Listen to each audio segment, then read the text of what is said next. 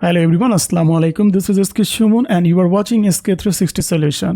আজকে আমরা দেখব Adobe Premiere Pro CC 2018 এর টুলবারের ট্র্যাক সিলেকশন টুল নিয়ে। তো চলুন কথা না বাড়িয়ে শুরু করা যাক।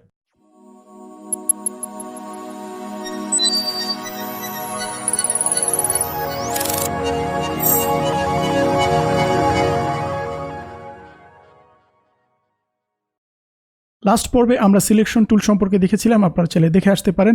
এখন আমরা দেখব হচ্ছে ট্র্যাক সিলেকশন টুল। যখন আমরা সিলেকশন টুল নিয়ে কাজ করেছিলাম তখন দেখুন এইখানে নিচের দিকে কিন্তু কিছু ছিল না, বাট যখন আমরা এই যে ট্র্যাক সিলেকশন টুল নিয়ে কাজ করি দেখুন নিচের দিকে একটি তীর চিহ্ন আছে, অর্থাৎ এই জায়গাটাতে আরও কিছু অপশন আছে।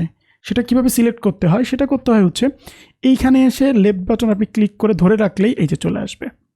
এখন দেখুন এখানে দুইটা অপশন আছে, তার একটা অপশন আছে হচ্ছে ট্র্যাক সিলেকশন টুল ফরওয়ার্ড, যেটা কিবোর্ডের এ প্রেস করলে আসবে। আর একটা আছে হচ্ছে ট্র্যাক সিলেকশন টুল ব্যাকওয়ার্ড, যেটা শিফট এ প্রেস করলে আসবে।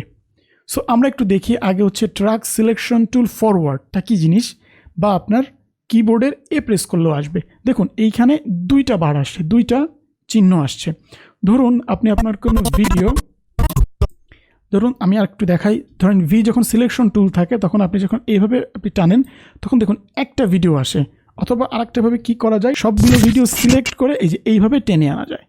কিন্তু আপনি চাইলেই এখান থেকে কোনো কিছু সিলেক্ট না করে এই ফাইলগুলো আপনি টেনে এদিকে আনতে পারবেন না, এটা আপনাকে আগে সিলেক্ট করে নিতে হবে। বাট আপনি এই সিলেক্ট না করেও আপনি শুধুমাত্র এই track selection tool forward click করে, অর্থাৎ কিবোর্ডের এ ক্লিক করে যে জায়গাটা থেকে আপনি রাইট সাইডের দিকে আনবেন সেইখানে এসে লেফট বাটন ক্লিক করে আপনি দেখেন ডান দিকে আনলে এই যে আপনার ফাইলটা সরে আসলো।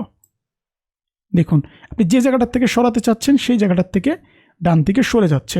সিলেকশন টুলের মতো কোনো কিছু সিলেক্ট করা লাগছে না, আপনার যেই জায়গার থেকে মন চাচ্ছে আপনি সেই জায়গার থেকে দেখুন সরাই আনতে পারছেন, যে জায়গার থেকে সরিয়ে আনতে পারছেন।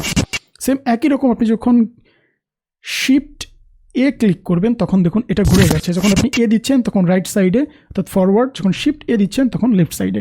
ঠিক একই রকম আপনি যখন এ দিবেন তখন এই যে এটা সামনের দিকে যাবে, আবার যখন আপনি শিফট এ ক্লিক করবেন তখন এটা দেখুন এই যে এই ফাইলটা শুধু লেফটের দিকে আসছে।